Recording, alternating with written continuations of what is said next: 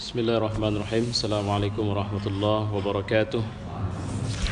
Alhamdulillahi rabbil alamin. Wassalatu wassalamu ala ashrafil anbiya'i wal mursalin wa ala alihi wa sahbihi ajma'in. Qala Allah fil Qur'an, a'udzu billahi as-sami'il 'alim minasy syaithanir rajim. Bismillahirrahmanirrahim. Ya ayyuhalladzina amanu may yartadda minkum 'an dinihi fasawfa ya'tillahu biqaum yuhibbuhum wa yuhibbunah adillatin 'alal mu'minina a'izzatin 'alal kafirin yujahiduna fi sabilillahi wa la yakhafuna lawmata la'im dzalika fadlullahi yu'tihi man yasha wallahu wasi'un 'alim. Innama waliyukumullahu wa rasuluhu walladzina amanu alladzina yuqimuna as-salata wa yu'tuna az-zakata wa hum raki'un wa may yatawallallaha wa rasulahu walladzina amanu fa inna hizballahi humul ghalibun. Shadaqallah wa shadaqa rasuluh wa ba'du. Yang mulia Bapak-bapak, ibu-ibu, saudara-saudara jamaah salat subuh, alhamdulillah pada kesempatan ini kita bertemu dan semoga Allah telah memudahkan kita pada waktu-waktu yang lain juga untuk bisa menguatkan ketaatan kita kepadanya, menguatkan atau memperbanyak keterlibatan kita dalam semua kegiatan-kegiatan pembelaan terhadap umat Islam, penegakan sunnah Rasulullah SAW, dan upaya untuk terus menjalin akhawiyah atau persaudaraan di antara kita. Pada kesempatan subuh ini saya ingin mengajak kita mentadabburi surat Al-Maidah ayat 54, 55 dan 56. Tapi stressingnya kita akan mendiskusikan ayat ke-54. Pedoman saya adalah tafsir fi zilalil Quran. Itu menjadi rujukan yang mungkin beberapa paragrafnya akan saya talakikan pada kesempatan pengajian kita subuh ini. Pertama, saya ingin mulai dari satu hadis yang mafhumnya begini, bahwa Allah itu sebenarnya telah menetapkan periodisasi sejarah umat Islam itu. Jadi tahap-tahap sejarah umat Islam itu, dan diyakini oleh para ulama bahwa kita sudah sampai di tahap keempat dari 5 tahap sejarah umat Islam. Jadi ada juga pernyataan umurnya umat Islam. Ada yang berani menegaskan bahwa umur umat Islam itu 15 abad. Dan ini adalah abad ke-15 itu, ketika dihitung dari tahun hijrah. Tapi tidaklah kemudian mengatakan bahwa 15 abad itu adalah setelah itu binasalah umat Islam. Karena pada tahap yang terakhir akan ketemu 2 jalinan antara tahap pertama menuju tahap kelima. Karena tahap pertama itu disebut dengan tahap nubuwah. Jadi indikasinya kepada sistem pemerintahan. Jadi umat Islam siapa yang ngatur? Yang pertama yang mengatur Nabi, maka disebutlah dia tahap nubuwah. Kemudian yang mengatur adalah khulafaur rasyidin, maka disebutlah tahap itu sebagai tahap khilafah ala minhajin nubuwah. Ya, pemerintahan yang tegak di atas sistem kenabian. Jadi kalau kita mau tahu pemerintahan yang tegak di atas sistem kenabian, bagaimana caranya? Kita perlu diskusi lebih lanjut. Karena butuh ada muwasafat-muwasafat atau indikasi-indikasi atau sifat-sifat atau tanda-tanda yang bisa menunjukkan itu. Tahap ketiga disebut dengan malikan adda, pemerintahan yang menggigit, kata Nabi. Itu istilah Nabi. Jadi malikan adda ini artinya dia mau tegakkan sistem Islam, tapi dia tidak mau geser kedudukan. Jadi kalau habis dia memimpin anaknya, habis anaknya cucunya, pokoknya tidak keluar dari jaringan keluarga. Baru tahap keempat, nah ini yang diyakini oleh para ulama tengah mengalami proses peralihan menuju tahap kelima. Itu yang disebut dengan Malikan Jabariyah. Pemerintahan-pemerintahan yang otoriter, memaksa, yang logika kebenaran hanya ada sama dia.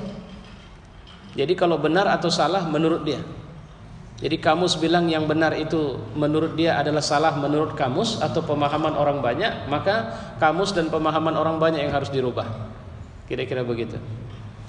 Definisi keadilan, definisi hak asasi manusia, ya, definisi emansipasi perempuan, definisi kelayakan hidup dan macam-macam, itu mereka yang harus keluarkan definisinya. negara ini negara berbahaya, penuh dengan teroris atau tidak, itu mereka yang layak untuk menerjemahkan definisinya. Sehingga setiap atau secara berkala mereka mengeluarkan nama-nama negara-negara atau organisasi-organisasi yang berpotensi kekerasan, dan itu mereka bentuk begitu saja. Ketika umat Islam di Indonesia melakukan aksi bela Islam 4/11/212, jurnal pencatatan atau reportasi pemberitaan internasional, bahkan di Amerika yang satu paling bergengsi, salah satunya adalah Wall Street Journal, itu menuliskan bahwa para demonstran ini punya link kepada ISIS suka-sukanya. Nah, ini yang dimaksud dengan Malikan Jabariyah. Dan ini merata sekarang di seluruh dunia. Lihat bagaimana Suriah untuk membunuhi rakyatnya, dia minta bantuan sama Iran, dia minta bantuan sama Hasan Nasrallah, dia minta bantuan sama Rusia, di backing oleh Cina atau Tiongkok. Yang dibunuh siapa? Yang diperangi siapa? Rakyatnya sendiri. Kenapa dia perangi rakyatnya? Karena rakyatnya meminta perubahan. Lihat bagaimana Mesir. Mesir juga seperti itu. Dia tidak peduli ini ulama atau tidak ulama, hafiz Quran atau tidak hafiz Quran. Pokoknya jika bau Ikhwanul Muslimin, tangkap, penjarakan, isolasi. Ya, kalau kita melihat bagaimana cara penyiksaan, karena Ikhwan itu seringkali mengalami model-model penyiksaan. Salah satunya yang dilaporkan oleh Ustazah Zainab Al-Ghazali. Beliau pernah satu tahanan bersama mursyid Ikhwan yang kedua, dan kemudian bersama beberapa petinggi-petinggi seperti Abdul Qadir Audah dan macam-macam, yang akhirnya digantung oleh pemerintahan Mesir waktu itu. Beliau menceritakan dia perempuan, tapi pernah dia dimasukkan ke dalam satu sel di mana di situ sudah ada 4 ekor herder yang sengaja dilaparkan. Jadi sudah lapar, dilaparkan 2 hari kalau saya tidak khilaf dalam buku itu.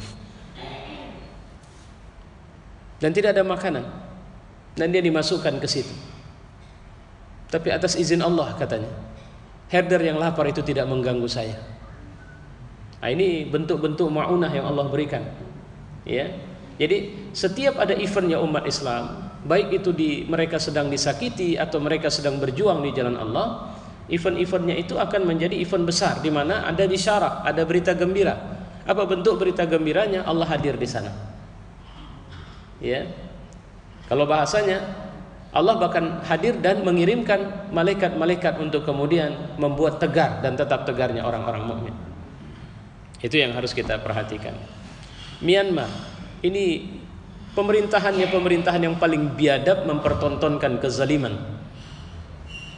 Ya. Bagaimana tidak kita bilang biadab? Walaupun dia punya tandingan seperti Israel di Palestina, dia tidak hanya membunuhi, tapi dia menyakiti jenazah. Dia bakar jenazah, dia congkel matanya, dia potong kemaluannya, dia bongkar isi perutnya. Dan itu bukan hanya kepada orang dewasa, tapi juga kepada anak-anak. Ya, kepada perempuan-perempuan, mereka perkosa, mereka bunuh. Tapi mereka tidak hanya membunuh begitu saja, mereka menyiksanya dulu. Ini kan biadab ini. Tapi dunia diam. Dunia bungkam. Dunia seperti tidak peduli. Kenapa? Karena sasaran kekerasannya adalah umat Islam. Ketika Amerika mempertontonkan kesombongannya dengan menembakin Afghanistan, dengan masuk ke Irak, dunia juga tidak bisa bicara. Artinya apa? Ada semacam di era atau di tahap keempat ini menjadi tahap yang betul-betul luar biasa. Bahkan ini tahap yang terjadi goncangan yang tidak hanya sekedar mengganggu emosi kita sebagai seorang manusia, tapi bisa mencerabut keimanan kita. Karena hari ini kalau mau senang dalam hidup, jangan dekat-dekat sama Islam. Kira-kira begitu. Mudah-mudahan ada yang berubah di negeri atau di seluruh dunia Islam dengan fenomena baru di Indonesia. Semoga Allah menjaga keistiqomahan, kelurusan dan sebagainya. Karena ada satu catatan yang saya perhatikan dari 212 secara khusus. Itu yang bergerak, saya perhatikan, itu adalah kelompok menengah ke atas. Jadi umat Islam yang bergerak, yang memberikan, yang secara langsung atau tidak langsung, Karena dia connecting, ada orang kasih infak, kemudian orang bawa ke sana. Jadi orang rata-rata secara ekonomi itu orang punya duit. Kedua, rata-rata secara fikrahnya, kelas wawasan keberagamaannya sedang baik. Jadi bukan orang bodoh itu yang bergerak ke sana. Grassroots kita, umat Islam, itu masih berada di tataran persoalan perut. Dan itu terbukti dari, dan alhamdulillah jumlahnya tidak banyak itu. Ketika 412 juga mereka buat, yang mereka kerahkan dengan tawaran 50.000, 150.000 atau 200.000 dan sebagainya, jumlahnya ternyata tidak terpancing banyak. Saya menduga kuat bahwa tengah terjadi pergeseran, Masya Allah, Insya Allah, mudah-mudahan dengan izin Allah, di umat Islam Indonesia, di mana sebahagian besar sedang berada pada bimbingan para ulamanya, sehingga mereka tidak terganggu lagi. Jika secara ekonomi mereka akan mengalami kesulitan, mereka akan bersikap tegar di situ. Nah, wallahu a'lam bishawab. Tapi mudah-mudahan ini yang saya bilang tadi sebagai perubahan, karena begini Pak, kalau ini hanya fenomena Jakarta, insya Allah efeknya hanya efek Indonesia ini. Kalaupun ada efek pengaruh, tapi ini fenomena Indonesia. Papua, Aceh, Kalimantan, Nusa Tenggara, Jawa, bahkan 34 provinsi yang ada itu punya wakil di sana. Jadi kalau ada pergeseran di Indonesia atau ada perubahan yang luar biasa yang belum, bahkan mungkin seumur-umur kita belum pernah kita lihat seperti ini, maka saya meyakini isyarat yang pernah dibaca oleh para ulama-ulama kita, termasuk salah satu ulama yang saya sangat gandrung membaca buku-bukunya, itu Dr. Yusuf Qaradawi, mengatakan bahwa bangkitnya umat Islam itu akan bergerak dari negeri kita ini. Jadi era peralihan dari masa Malikan Adha menuju khilafah ala minhajin nubuwah, ya, pemerintahan di atas, yang tegak di atas sistem kenabian, sepertinya memang benar. Mudah-mudahan dengan izin Allah itu akan dipimpin oleh Muslim Indonesia. Fenomena sholat Jumat yang lebih dari 7 juta kabarnya itu telah menjadi pembicaraan di kalangan dunia Islam internasional. Bahkan mereka tidak berhenti di situ. Di saat sebahagian kita mungkin merasakan what next, kita bingung. Tapi mereka menitipkan harapan mereka kepada kita untuk kemudian kami berharap bahwa kalian yang akan memimpin, atau kalian adalah lokomotif dari gerakan bangkitnya umat Islam dunia ini. Masya Allah. Alhamdulillah, sebenarnya tidak ada event dunia yang kita tidak ikut. Palestina, kita tahu betul berapa banyak sumbangan yang diberikan oleh umat Islam Indonesia, dan mereka menganggap kita adalah saudara kandung mereka.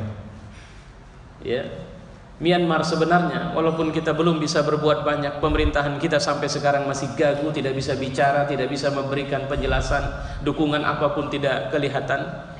Walaupun sebenarnya kita diundang oleh pemerintah Myanmar sendiri untuk memberikan masukan, tapi kita masih kalah kualitas dari pemerintah Malaysia, yang dia langsung mengkonsolidasi rakyatnya. Walaupun terlepas dari adakah itu kepentingan politiknya untuk menguatkan kedudukannya dari tekanan yang terjadi dari sebahagian rakyatnya, khususnya orang Cina di Malaysia. Tapi yang pasti ini konsolidasi yang perlu sekali. Nah, di Indonesia yang menarik ini dimulai dari para ulama. Saya sedang membaca kembali buku Api Sejarah yang ditulis oleh Ahmad Mansur Surya Negara. Ini buku menarik. Bapak saya bilang wajib baca, ibu wajib baca itu. Ya, supaya kita jangan dibodoh-bodohin. Nah, ini perlu juga saya pakai kalimat ini. Dengan catatan-catatan sejarah menyimpang dan salah sehingga kita nggak ngerti apa-apa. Bahwa ternyata siapa yang pertama sekali mengenalkan kata Indonesia, kata nasional, istilah-istilah itu saja, itu sudah dimanipulasi datanya. Ya, dan ternyata tidak ada satu pergerakan nasional yang bergerak di era menuju merdekanya Indonesia kecuali ada ulama dan pesantren di situ.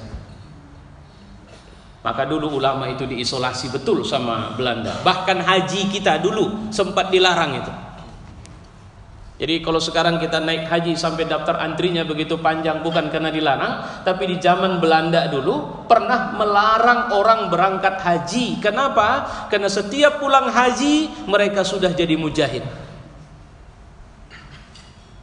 Kalau kita paling banter buat pengajian haji, alumninya buat arisan. Gerakan yang lebih besar tidak ada. Walaupun 1-2 mungkin ada. Tapi dulu sampai mereka tidak berikan kesempatan. Ya. Dan tidak ada kemarahan yang dilakukan oleh para pejuang kemerdekaan, kecuali diantaranya misalnya di Ponorogo. Apa yang menggerakkan dia untuk berjuang melawan Belanda? Syariat terganggu. Tuanku Imam Bonjol, ulama itu, ya, Sultan Hasanuddin, supaya kita tahu, dia adalah satu-satunya raja di samping Fathahillah ketika mau melawan Belanda di Batavia, adalah ulama, pemerintah yang dia minta atau punya koneksi jaringan ke Turki Utsmani waktu itu sebagai khilafah Islam, minta bantuan militer. Bahkan Fathahillah itu belajar militer dulu di Turki waktu itu. Jadi link umat Islam itu cukup luar biasa. Nah, ini yang alhamdulillah sekarang Allah kasih kembali sama kita. Kita harus pegang momentum ini. Tadi malam ada kumpul. Pertanyaannya, apa rencana ulama selanjutnya? Saya yakin mereka pun tidak punya rencana karena sampai saya bilang begini. Ini beda. Jadi ada teman saya yang dia dulunya dipengaruhi oleh fikroh sosialis. Jadi ketika dia mau membuat revolusi yang kebayang sama dia itu adalah tahapnya sudah jelas, A, B, C, D gitu. Jadi ketika ideologi yang seperti itu, maka dia membuang peran Tuhan, peran Allah di situ. Hari ini ulama bergerak, berulang kali mereka bilang, kami pun tak nyangka jumlahnya segini, itu 411. 212, nah, itu yang diterangkan oleh Habib Rizik. Kurang apa penggembosannya? Dari mulai nyetop bus dengan berbagai alasan, dari mulai pokoknya di televisi tiap hari di selebaran pamflet supaya jangan, bahkan ulama-ulama didatangin supaya jangan datang ke arena. Kemudian keluar fatwa-fatwa aneh, bilangkan sholat di jalan tidak boleh, tidak sah, dan macam-macam lainnya. Tapi gelombang tidak tertahan lagi, gitu. Nah, ini yang menunjukkan adanya nasrum minallah, pertolongan dari Allah Subhanahu Wa Taala. Sepertinya ini gawe Allah, gitu. Ketika mereka menduga kuat, jumlah paling banter waktu 411 itu 300.000. Tapi ternyata yang muncul jutaan orang. Nah, sekarang setelah upaya penggembosan luar biasa, kayaknya berat ini bisa sama seperti lalu. Jam 8 mungkin Bapak yang di Monas waktu itu nengok, suasana juga masih belum terlalu ramai. Mungkin panitia pun nengok ke bawah, wah gawat kita ini, tak bisa penuh. Tapi apa yang terjadi ketika kemudian sampailah jam 10, jam 11? Masya Allah.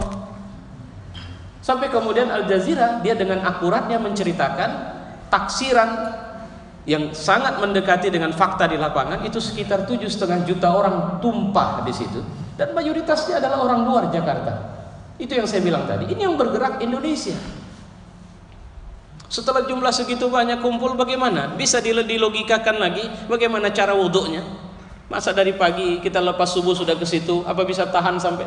Rupanya karena yang punya gawe bukan panitia, tapi Allah. Allah kasih air wuduk dengan turun hujan. Kalau Habib bilang di Monas setelah qabliyah Jumat lantas berhenti hujan, di posisi saya di patung kuda itu hujan turun sepanjang dari khotib naik ke mimbar sampai kemudian setelah salat Jumat. Lebat. Terus untuk apa? Silakan kalau mau berwuduklah. Nah, itu yang harus kita paham. Makanya subhanallah, ini dahsyat ya. Ya, makanya kalau saya bilang tidak mau ambil event ini, sayang sekali. Terus ada satu ibu-ibu di satu komplek perumahan tadi malam nyampi ke saya. Mereka pokoknya kalau ada aksi lagi mereka mau berangkat. Ini ibu-ibu loh, Bu.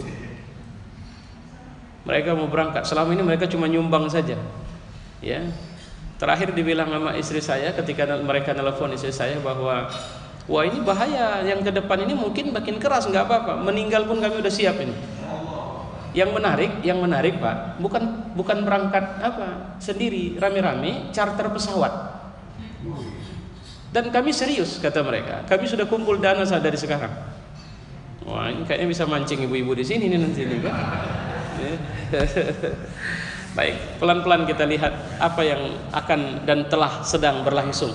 Karena ini eventnya sedang berlangsung ini. Kalau Ustaz Bakhtiar Nasir, dia mengatakan revolusi sedang berlangsung. Tapi revolusi menurut definisi Islam. Walaupun sebenarnya kita perlu mencari jauh, dan ini masih debatable. Kalau dibawa ke ruang diskusi, panjang kali diskusinya. Maka saya bilang udah jalanin saja. Karena setiap event Allah kasih getaran sama kita. Dan siapa yang hadir di sana berbahagialah, karena mereka bahagia dari sejarah besar itu. Dan sejarah ini sedang dicatat terus. Ya. Nah, baik kita lihat ini.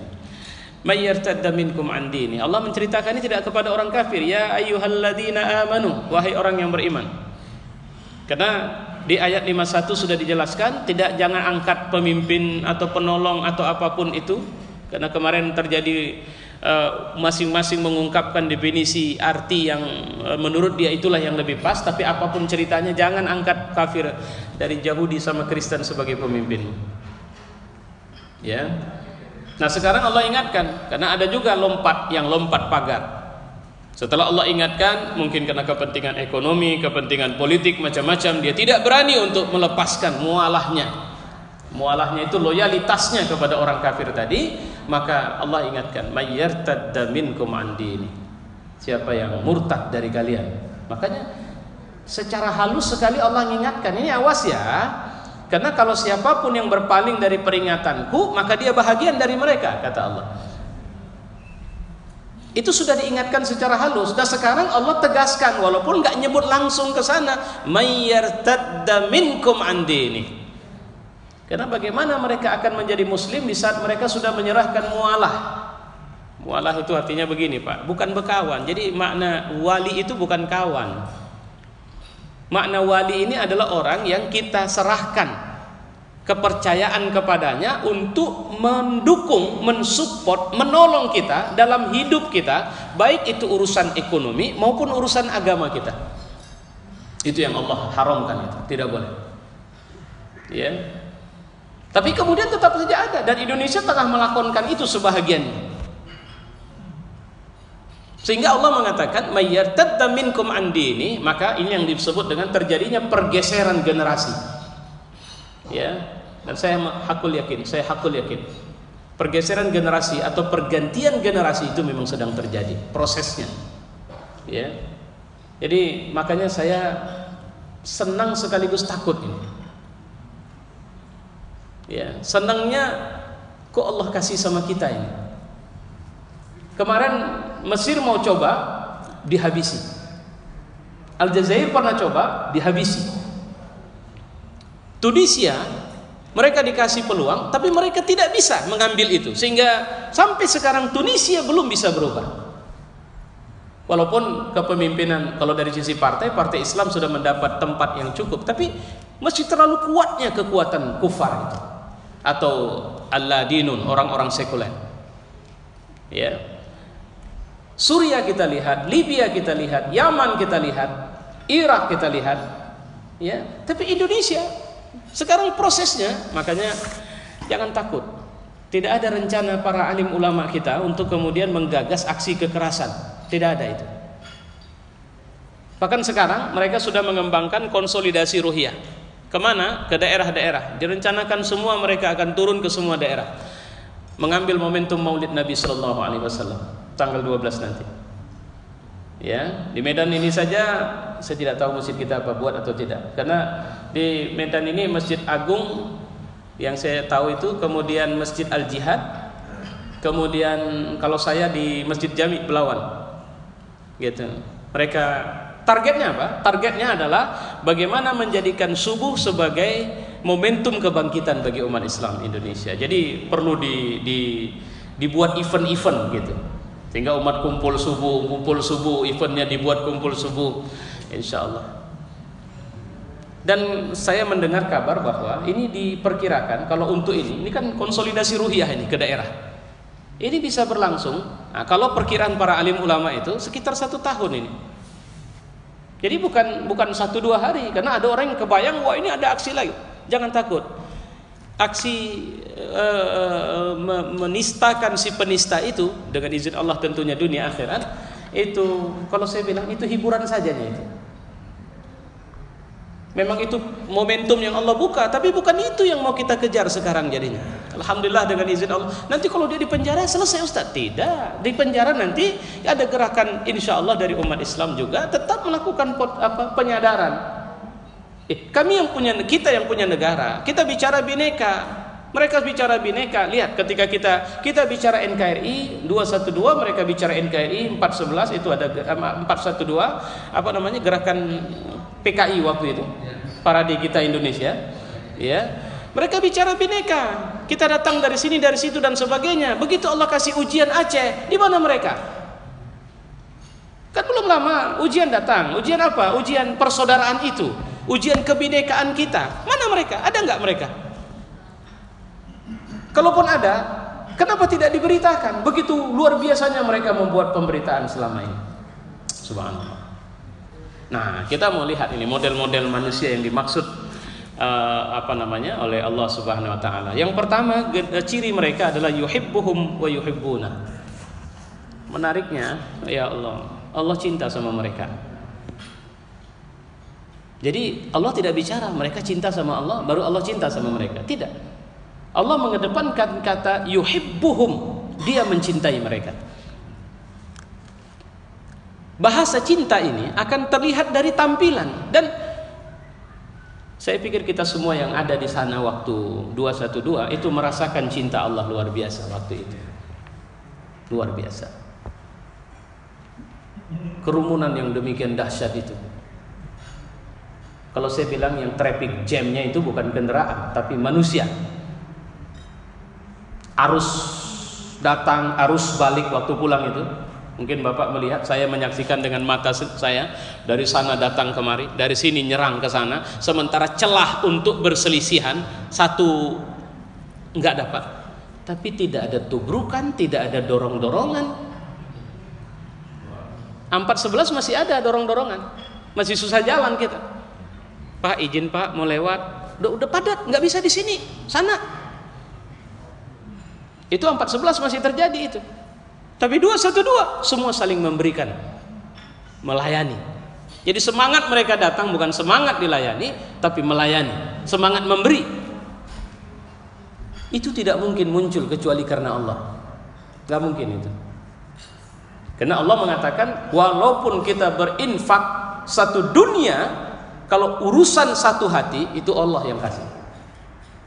Ya, kita bisa jadi jamaah masjid, tapi memiliki kesatuan hati sebagai jamaah itu urusan Allah, bukan urusan kita. Gak bisa.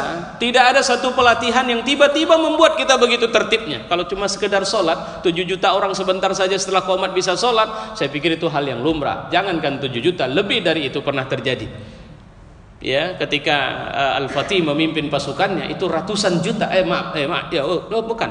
Memang ini yang paling banyak. Ratusan ribu yang saya bilang Muhammad Al-Fatih. Itu pasukan. Ini sebentar kan langsung sab bagus rapi. Militer saja latihan begitu, mungkin butuh waktu dia siap gerak ini apa semua baru. Ini tidak. Tapi saya melihat itu sholat. Yang tidak sholat itu tadi yang lalu lalang orang itu nggak ada tubrukan. Saya betul-betul macet. Di depan saya bahu orang, tapi nggak ada goyangan didorong dari belakang mundur, nggak ada. Itu yang saya rasakan, maka saya berani bilang itu. Semua dapat tempat untuk jalan.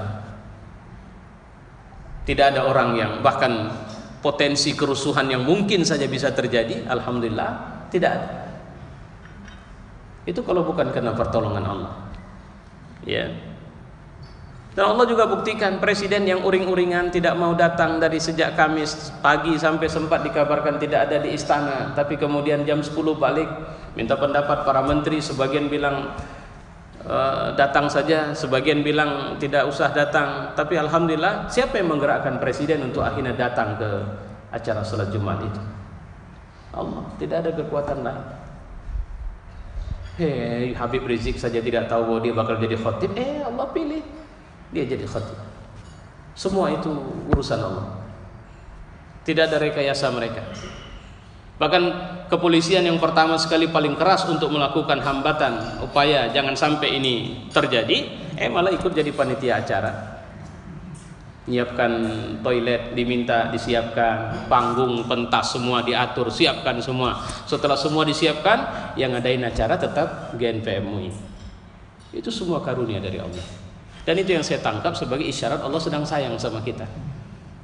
Masya Allah. Ya. Wa yuhibbuna, bukan hanya sekedar Allah sayang, Allah cinta, tapi mereka juga cinta.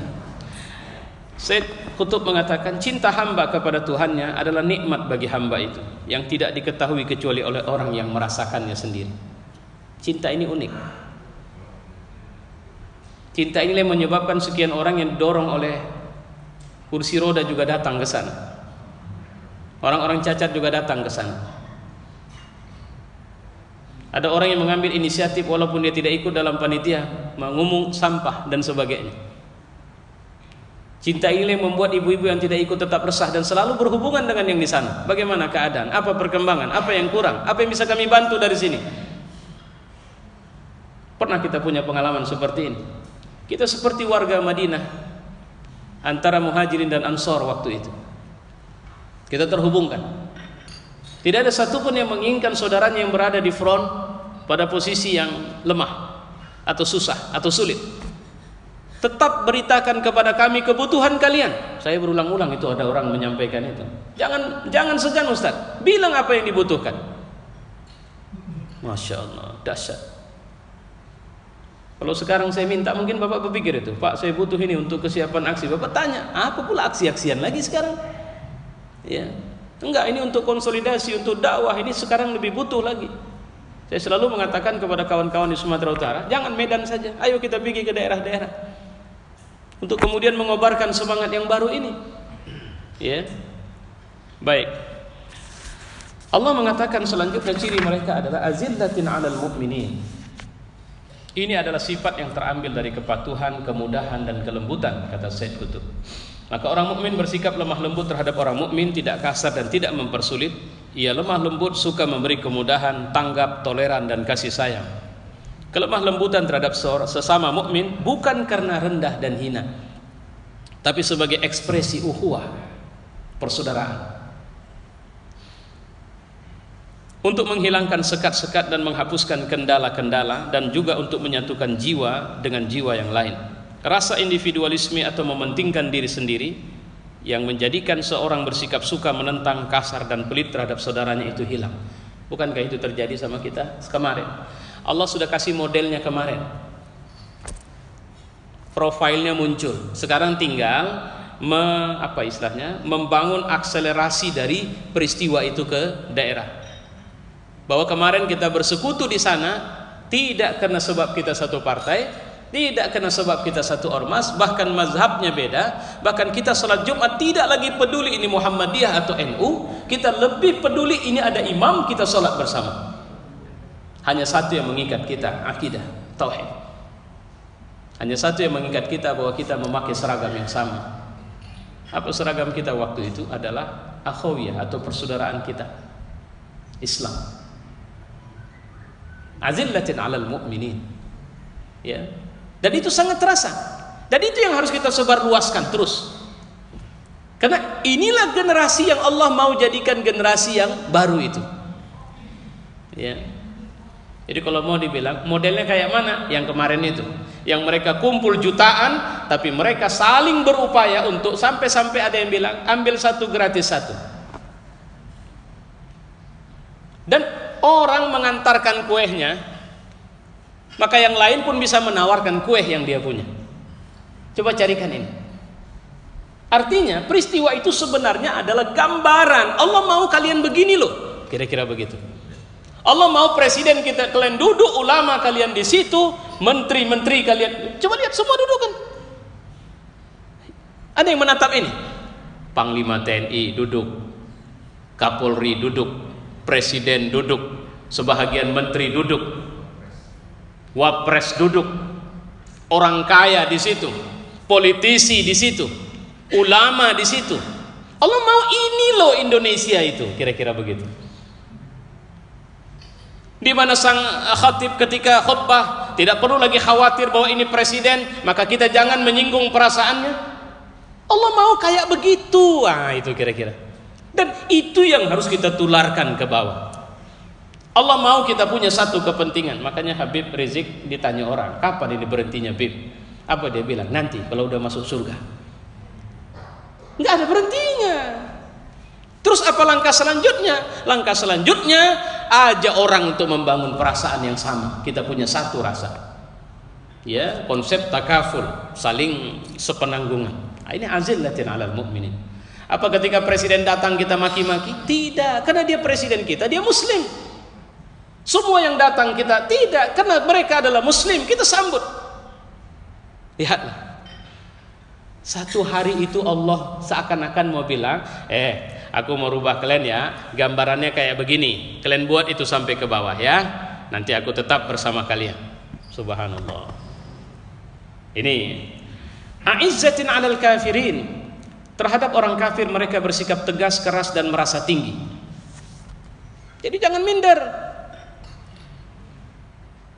Rupanya begitu kita kumpul kemarin, enggak kita minta, enggak kita tanya, enggak kita desak-desak, enggak kita provokasi. Tiba-tiba Allah kasih pelajaran atau PR baru sama kita. Apa itu? Oke, kalau kalian punya kekuatan ekonomi, ambil peluang untuk merangsek masuk ke situ. Tiba-tiba saja Sari Roti teriak bahwa dia tidak ada kepentingan di acara 212, bla bla bla bla bla. Klarifikasinya terlalu berlebihan. Sehingga ini memunculkan respon, kalau begitu ceritanya, tidak perlu lagi kita beli Sari Roti. Masya Allah, kolaps. Itu kalau mau kita bilang. Padahal jangankan Sari Roti, di Irak ISIS itu pakai Toyota, deretan Toyota mobil. Itu Toyota nggak klarifikasi. Maaf bapak-bapak, saudara-saudara, bahwa kami tidak ada kepentingan apapun dengan ISIS karena mobil kami dipakai. Nggak ada. Ini baru jual roti, klarifikasinya berlebihan. Yang akibatnya memunculkan kesadaran baru umat Islam. Kita yang punya duit. Kira-kira begitu. Maka kalau saya ngerangsang juga ya bapak-bapak, kalau bisa ini masjid tidak hanya sekedar masjid, kalau bisa ada areal kita punya minimarket, kita punya masjid. Belajar dari perumahan Menteng Indah. Mereka punya market yang dibangun oleh masjid. Ya duitnya tinggal waktu itu kalau saya tidak khilaf, mereka kerjasama dengan satu bank syariah untuk mengisi. Nah kemudian jual. Apa susahnya? Tinggal tanya ibu, udah nggak usah beli beras kemana-mana. Apa beras ibu kami antar. Jadi kita buat kayak minimarket yang bonafit di luar sana.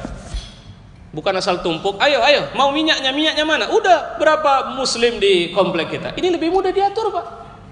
Coba kalau bapak belanjanya kemari, kolaps itu yang di luar sana. Mana itu? Ya. Siapa yang punya itu? Duit kita kok, bukan duit mereka. Nah itu yang kemudian harus kita pikirkan lebih. Nah kenapa? A'izzah. A'izzah itu artinya kenapa jadi keras gitu? Salah. Kita ini sedang akan mengejawantahkan nilai-nilai rahmatan lil alamin. Kalau mereka yang kelola, lihat. Ada satu kantor di Medan ini, kantor pemerintah. Tapi jelang Natal ini sudah ada pohon Natal di depan lobi kantornya. Kenapa bisa begitu? Karena kepalanya tidak muslim. Anggota kantor atau pegawai kantor, saya ditanya sama mereka, saya bilang lawan, cuma belum berani. Nah itu yang Allah tidak mau sama kita. Mereka cuma bilang nanti maulid Nabi kita buat besar. Kalau memang mau buat sekarang, karena ini sudah mulai masuk eventnya. Buat sebulan. Jadi kalau mereka taruh pohon Natal, kita taruh itu. Cuma, tapi sudahlah, jangan, ya sudah kalau memang tidak mau sudah. Tapi itu pelajaran yang bisa kita rasakan. Jadi ada PR baru, ada alhamdulillah stasiun televisi yang selama ini kurang ajar. Orang biasa saja sudah bilang, delete, jangan tonton lagi itu. Kalau sempat tidak kita tonton, ratingnya ambruk, penonton dia banyak umat Islam kok, bukan yang lain. Cuma ini tadi kita kehilangan izzah. Sehingga kita nggak tahu, udahlah daripada ribut. Itu yang sering kita pakai. Ini bukan mau ribut, supaya kue yang dijual, yang kita ada di ini bisa dikasih kepada orang yang layak. Kalau mereka tidak, mereka tahan nanti. Kira-kira begitu. Ya. Lihatlah bagaimana kemudian Allah menjelaskan bahwa ini adalah kebanggaan terhadap akidah. Ketinggian itu adalah terhadap panji yang mereka berada di bawah kibarannya dalam menghadapi kaum kafir. Kita tidak merusak. Jadi kita mengambil alih orang yang nggak layak, nggak punya kompetensi untuk memimpin umat. Lihat Amerika, dia coba pimpin dunia. Apa yang dia buat? Dia merasa hebat setelah tembak sana tembak sini. Ya. Tapi kemudian ketika ada upaya misalnya, lihat bagaimana dia cerita demokrasi ditumbangkan di Mesir, dia diam saja. Demokrasi dihinakan di Suriah, dia diam saja. Atau malah dia sekarang mau bersekutu dengan Rusia untuk menghantam. Ini kan yang sedang dalam kondisi sangat terjepit ini Aleppo. Supaya Bapak tahu, Aleppo ini akan menjadi kota akhir zaman ini. Ya, kota di mana menjadi wilayah pertempuran di akhir zaman. Makanya ini mau dihabisi. Masya Allah. Ya, baik. Mereka berjihad di jalan Allah dan tidak takut pada celaan orang-orang yang mencela. Berjihad di jalan Allah untuk memantapkan manhaj Allah di muka bumi, memproklamirkan kekuasaan Allah di muka bumi. Jadi kita ini bukan karena sok hebat, enggak. Ini kita ikut apa mau Allah. Kita ansarullah. Mungkin kita jelasnya jundullah, mungkin kita kelasnya adalah hizbullah. Kalau ujung ayat di ayat yang kita sedang bahas ini, ujungnya adalah hizbullah. Yujahiduna fi sabilillah. Yang penting kita konsisten di jalan Allah. Mau ngapain Bapak? Bapak mau jadi orang kaya raya yang hebat sekali, ambil, tapi konsisten di jalan Allah. Kenapa? Karena rezeki Allah yang kasih, jangan takut. Ya. Selama ini mungkin kita tidak memiliki keyakinan. Sekarang yakinlah, rezeki dari Allah. Malah saya bilang, ini hari Allah lebih butuh harta kita, lebih butuh semua kelebihan yang Allah kasih sama kita. Maka minta sama Dia. Kalau kita sudah punya kemampuan itu. Banyak kali peluang yang kita punya, kekuatan yang kita punya, kita tidak tahu. Wala yakhafuna laumata laim. Tiba-tiba saja ada orang yang ngaku politisi, yang ngaku ini meneriakin ini buih, ada profesor itu. Kalau mau lihat kumpulan orang-orang bodoh tuh, lihat yang di Monas. Itu profesor yang bicara. Tapi kemudian habis, sekarang tidak ada tim cyber siapapun itu dihajar habis sekarang. Alhamdulillah kita sudah melek. Kemarin kita cuma buat acara tanpa dokumentasi. Sekarang bukan cuma dokumentasi, tapi propaganda acara itu kemana-mana. Tim kita sudah ada. Orang memang kita selama ini. Kalau bicara IT itu kan banyak orang-orang kita juga. Cuma selama ini mereka tidak sadar, mereka pikir cari makan saja. Sekarang mereka mulai bela agama Allah. Mulailah bergerak di sosial media. Banyak orang yang takut dengan pemberitaan TV. Saya bilang nggak usah takut. Hari ini orang nggak nonton berita dari TV, orang pegang HP lihat berita. Itu kan bukankah pergeseran itu Pak? Kenapa tidak mau lagi lihat TV? Karena kita tidak yakin itu benar. Artinya media televisi kita anggap jadi media propaganda. Tapi kita buka HP. Masya Allah. Ini juga bahagian dari pertolongan dan komitmen jihad kita. Dan banyak lagi yang lain yang sebenarnya dijelaskan dalam ayat ini, boleh dilihat sendiri nanti. Inilah generasi baru yang sedang muncul dan saya hakul yakin. Ya, bersyukurlah kepada Allah kita hidup di zaman terjadi perubahan besar. Sebentar lagi, bahkan tengah berproses, negeri kita sedang berubah. Ya, cuma ini kalau bicara kemungkinannya, bisa kemungkinan keras, bisa kemungkinan lembut. Tinggal pilih yang mana. Kalau masih takut mati, pingin yang lembut-lembut kan? Tapi kalau kita lembut keras tak masalah, selama itu karena Allah Subhanahu Wa Taala. Ya. Karena sekarang ini coba lihat DPR juga sedang mengalami pergeseran, mau coba ganti wakil-wakil. Kenapa? Karena akhirnya mayoritas DPR itu akan menjadi pendukung penguasa hari ini. Tapi siapa penguasa sejati Indonesia? Kita sedang bersekutu sama Dia, yaitu Allah Subhanahu Wa Taala. Kalau Dia bilang Dia mau berubah, maka apa yang membuat kita harus bertahan? Karena Quran sudah mengatakan fa'al lima yurid. Allah itu akan buat apa yang Dia mau. Dan sekarang Allah sudah kasih 1-2 langkah, sudah Allah kasih. Tinggal mau ikut terus. Kalau mau ikut terus, istiqomah, sabar. Tapi kalau tidak mau ikut, silahkan berhenti, duduklah dengan tenang. Tapi jangan rusak barisan saudaramu. Wallahu a'lam bishawab. Wassalamualaikum warahmatullahi wabarakatuh.